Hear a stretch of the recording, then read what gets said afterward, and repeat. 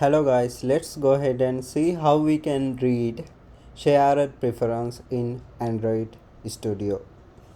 Okay, now let's consider we have a string stored as a user name.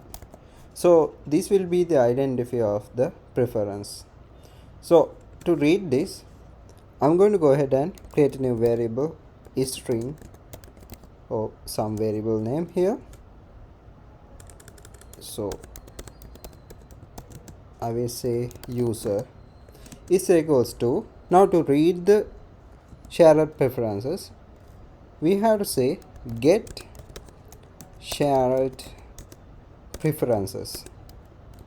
Now inside parentheses the first one you have to say preferences, and then the next one here at the second argument you have to pass in your mode. So mode will be mode underscore private, and to read the string we have to say dot get string after the parentheses. Now in this case the first argument we have to define the identifier of the string, so I will say user underscore name, and the second argument we can leave a default string whether this string is empty in the preferences, so this second argument will come into this variable. So we can pass in some default value, for example